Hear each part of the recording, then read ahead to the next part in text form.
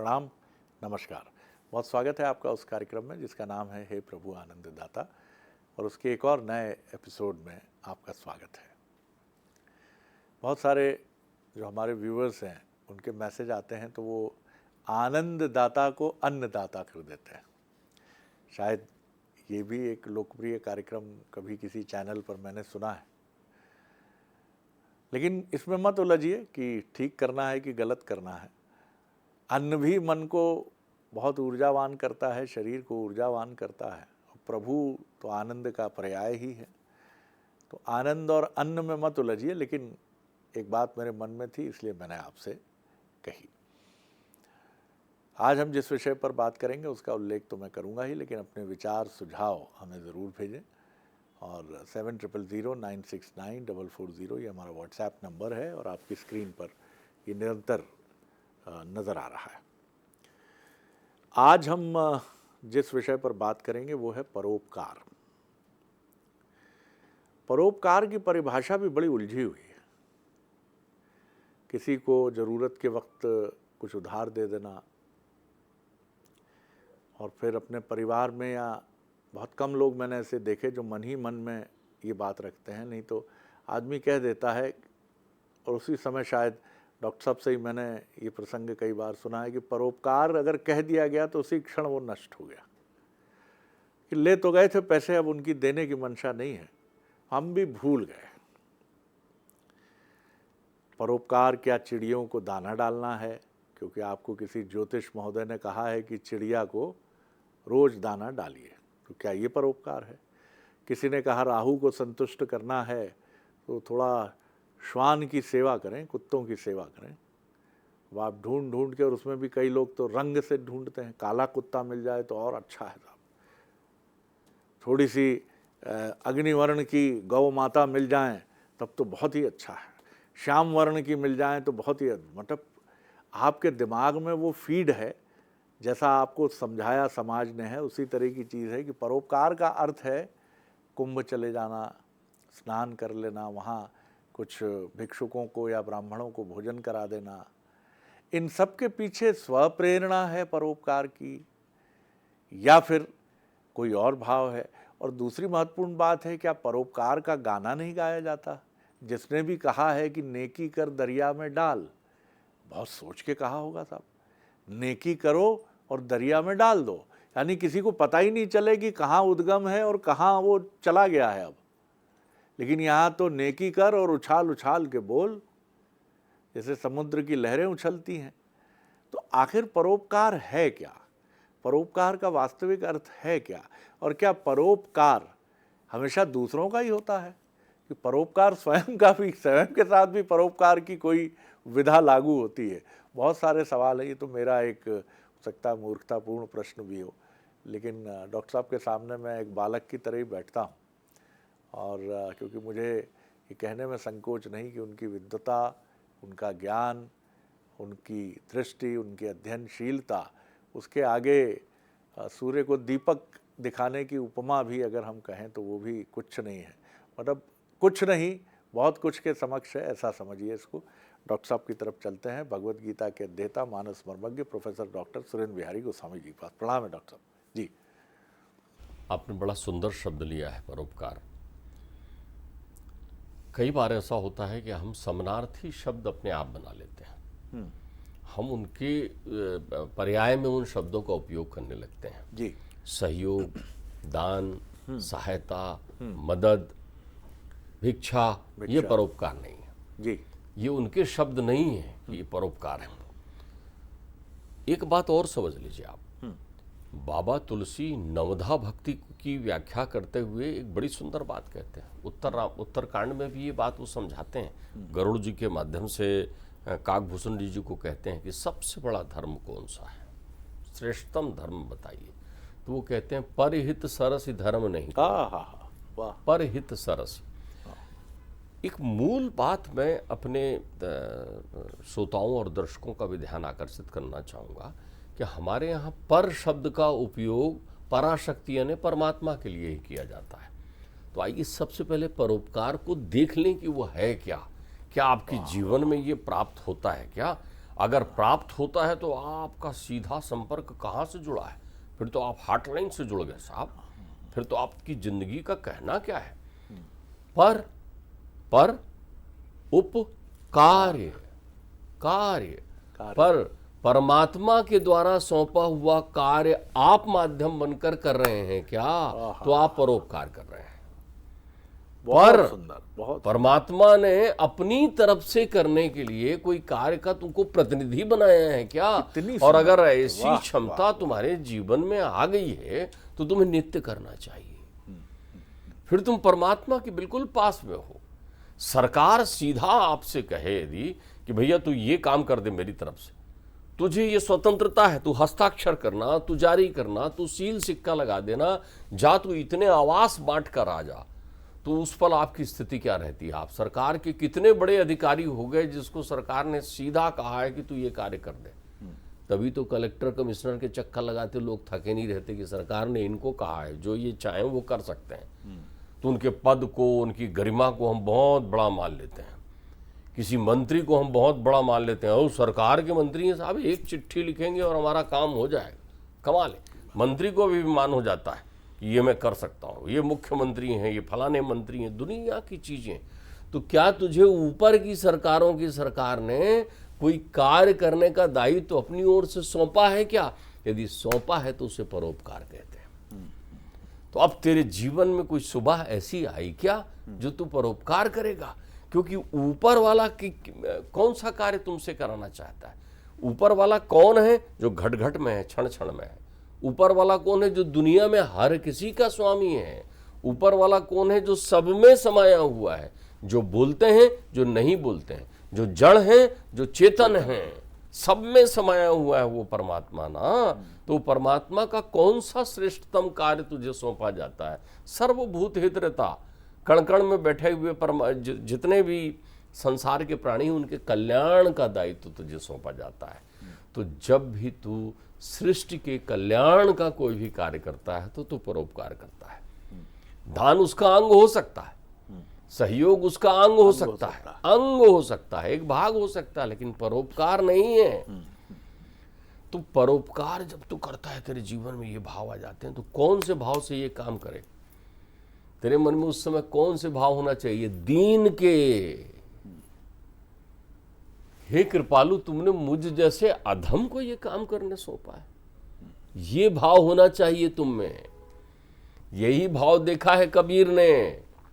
तो कबीर कहते हैं ना, ताती नीचे नैन, नीचे आंख करके दे रहा है, लोगों को सहयोग कर रहा है, कार्य कर रहा है, ऐसे नम्रता से नीचे। जूठे पत्तल उठा रहा है भोग करने के बाद, यज्ञादि कर्म में भिक्षा बांटते समय नीचे आंख को, सामने वाला बोल रहा है और दोनों थोड़ा सा, जी जी जी दे रहा हूं। दीनता के भाव रख, क्योंकि तेरी पात्रता नहीं है, तुझ पर कृपा हुई है तो तू परोपकार कर रहा है। बहुत सुंदर। तेरी पात्रता नहीं है, तू क्या कर सकता है? कुछ नहीं। तू तो अपने लिए करता, जो भी करता वो अपने लिए करता। तुझे उसने कहा है उपकार कर, ये उपकार है, मेरी तरफ से काम कर। आप समझ रहे हैं ना मेरी बात को? तू प्रतिनिधि हो जाता है वहां ईश्वर का। तो तेरे अंतर चित्त में भाव दीनता के होने चाहिए। तो जब तू परोपकार करता है, मतलब वो अर्थ के लिए नहीं करता, स्वार्थ के लिए नहीं करता, केवल परमार्थ के लिए करता है। तो तेरे जीवन में जितने भी कार्य जो तू परम अर्थ पर लग गया ना, ईश्वर के अर्थों में पूरा करता है, वो परोपकार करता है। फिर क्या होता है? अरे साहब, फिर होना क्या है तुमको? तब तुमको क्या मिलता है? पुण्य। क्या मिलता है? अपरिमित संपदा मिलती है, जिसको आप मूल्य से नहीं नापते, इसलिए उसको पुण्य कहते हैं। क्या मिलता है? पुण्य हमेशा परोपकार से मिलता है। तो तेरा ये भ्रम है कि तूने कोई अच्छा काम करके पुण्य कमा लिया। अच्छा काम करने से पुण्य नहीं मिलता, परोपकार करने से ही पुण्य मिलता है। तो परोपकार कब करता है? जब ईश्वर तुझको कहता है। तो तुमने कहा ईश्वर ने मुझसे कब कहा? आप तो अंतर्मन की बात हम कर चुके हैं, मन में भाव उठा तो भी आप नहीं समझे, वो तो मेरे मन में इच्छा हुई, मेरे मन में, मन को भी प्राइवेट लिमिटेड बना लिया, सील सिक्का लगा दिया, ये मेरा मन, ये तेरा मन, मन का भी भेद कर दिया, ये मेरी बुद्धि, ये तेरी बुद्धि। अब लो सब तरफ अविच्छिन्नता ला दी आपने, सबको लिमिटेड कर दिया।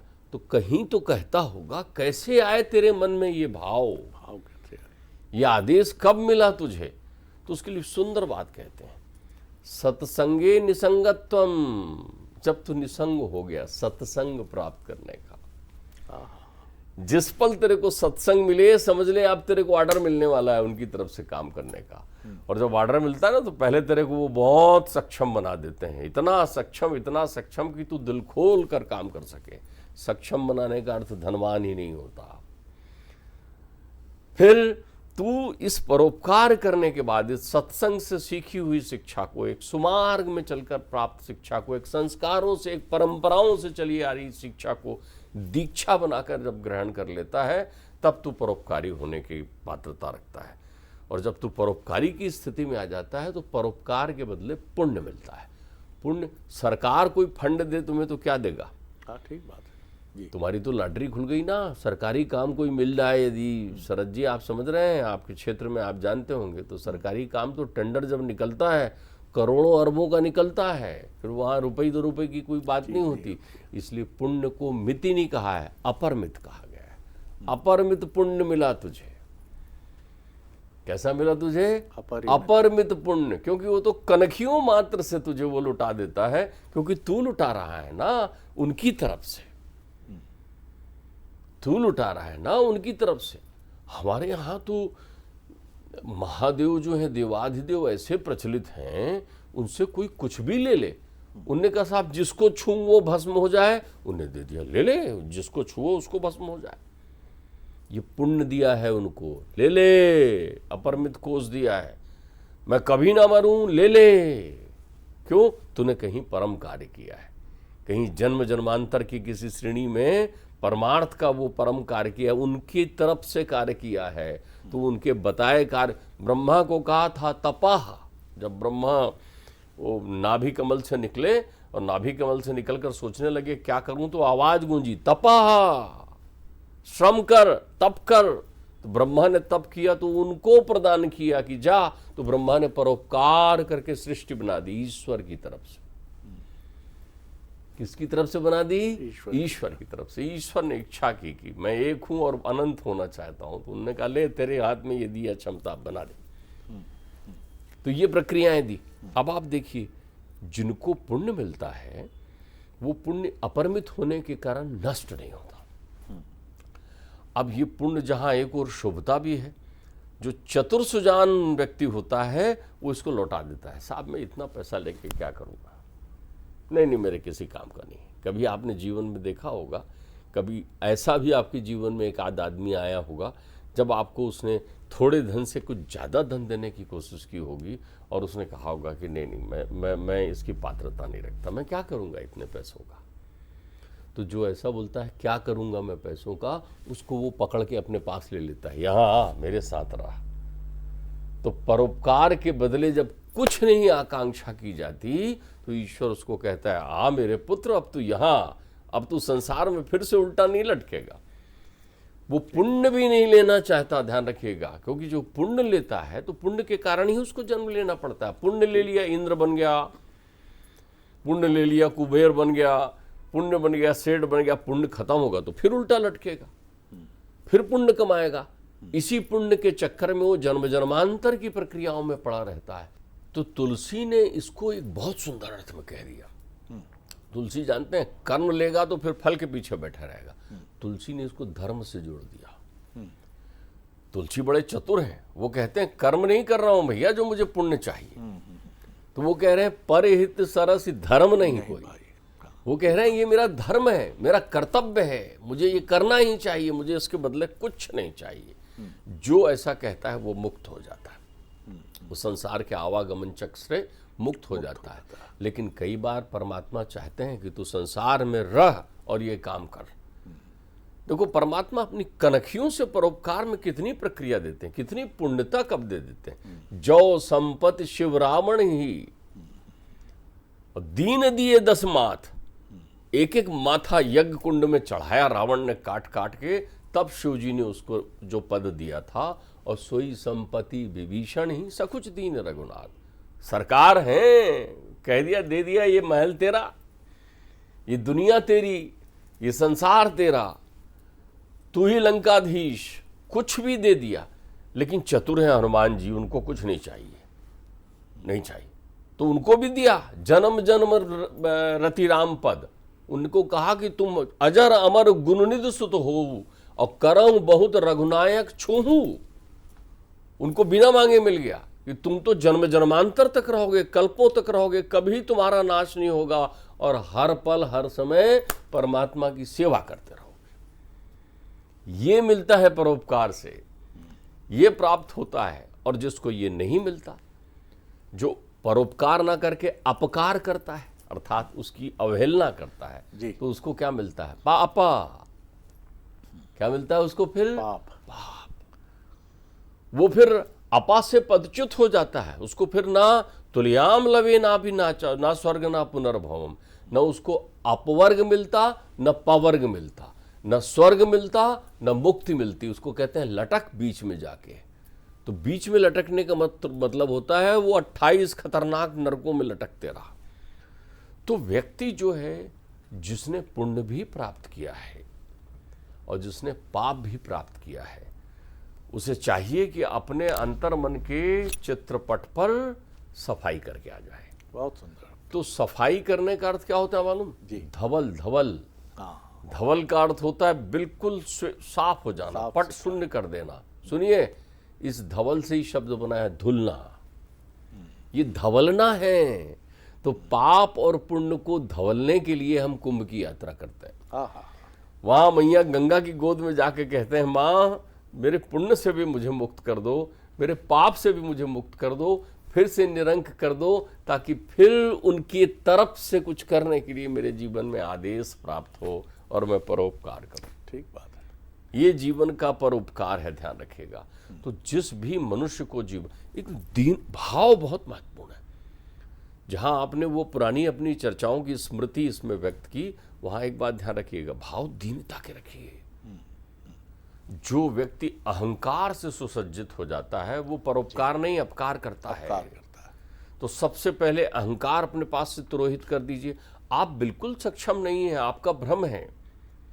एक पेट्रोल भरने वाला आदमी यदि अरबपति खरबपति बन जाए, तो उसका भ्रम है कि उसने अपने इन कारणों से, उसके ऊपर उसको सरकारी खजाना खुल गया, उसके लिए जन्म जन्मांतर के पुण्यों का। धन नहीं है आपके पास, तो आप मन और तन से भी परोपकार करते हैं, उससे ईश्वर सबसे ज्यादा प्रसन्न होते हैं। और ईश्वर की प्रसन्नता आपके मन से किए हुए सुकर्म से उत्पन्न होती है, क्योंकि उससे निश्चल तत्व प्राप्त करते हैं। इसलिए हमारे यहाँ मना शुद्धेन विद्यते का बड़ा अर्थ है। धन से किया हुआ परोपकार तुच्छ है, तन और मन से किया हुआ परोपकार सबसे महान माना गया है। इसीलिए तो ऋषि और मुनि धन से नहीं तन से करने जाते थे। देखिए, यज्ञादि करना भी परोपकार की श्रेणी है। लाखों लोगों को बुलाकर आप भोजन भजन करा रहे हैं, यज्ञ कर रहे हैं, आहूत कर रहे हैं, कल्याण भवन तालाब निर्माण कर रहे हैं, धर्मशाला बना रहे हैं, ये धन से किया हुआ है। और मन से मैं केवल तेरा ध्यान कर रहा हूं कि किस पल तू मुझे इस योग्य समझे कि मेरी तरफ कनखियों से देख ले, ये तप है। तो जो मन और तन से परोपकार करता है वो श्रेष्ठतम है। महत्वपूर्ण बात यही है कि भाव, जो डॉक्टर साहब ने कहा, भाव का समाप्त होना भी एक अद्भुत घटना है। भाव का समाप्त होना ये नहीं है कि करुणा समाप्त हो गई, सकारात्मक या नकारात्मक भाव समाप्त हो गए। वो भाव समाप्त हो गए जो मैं से जुड़ते हैं। मैं दे रहा हूँ, ईश्वर ने मुझे सक्षम बनाया है, मैं ये काम कर रहा हूँ। एक भाव है, जैसा कितना सुंदर भाव है कि नज़र झुका के देना, कि मैं तो सुपात्र नहीं हूँ, करते हो तुम कन्हैया, मेरा नाम हो रहा है। मैं कितना, आप देखिए, मतलब कि किसको शर्म आती होगी, हम लोग भी तो शर्माते हैं ना, कि जब कहीं से गिफ्ट मिली है, मान लीजिए मैनेजमेंट की तरफ से गिफ्ट मिली है और उसको हम किसी शादी में देने जाते हैं, तो एक मन में चोर भाव नहीं रहता, कहीं पकड़े ना जाए, ये हमारी तरफ से दिया गया नहीं है, ये कहीं और से दिया गया है। तो यही भाव यहाँ भी है कि आप कहाँ दे रहे हैं, दे तो कोई और रहा है, लेकिन आप नज़र उठा के दे रहे हैं। तो ये भाव समाप्त हो जाए जब, और परमार्थ ही केंद्र में रहे, कि दूसरे की पीड़ा आपकी पीड़ा हो जाए, उसके दर्द में आप डूब जाएं और उसके बाद अगर आप उसके लिए कुछ कर सकते हैं तब भी आप लज्जित हों कि हे ईश्वर, इसको ये ना लगे कि मैं गर्वित भाव से इसकी मदद कर रहा हूँ, कहीं इसके स्वाभिमान को ठेस ना लगे, कहीं ये पीड़ा से न भर जाए। क्योंकि बात सही है कि आखिर हम सक्षम हैं तो हमें सक्षम बनाने वाला कौन है और परोपकार का सामर्थ्य देने वाला कौन है। लेकिन ये हमने शायद कम सीखा और हम रावण की आलोचना ज़रूर करते हैं कि मैं से घिरा था, लेकिन मैता का और मैं का ये तत्व तो हम सब लोगों को भी कई बार उसी श्रेणी में खड़ा कर देता है जहाँ पौराणिक या वर्तमान सामाजिक संदर्भ के खलनायक खड़े होते हैं। बड़ा आनंद आया डॉक्टर साहब। अगले एपिसोड में एक और विषय लेकर उपस्थित होंगे। राम नमस्कार।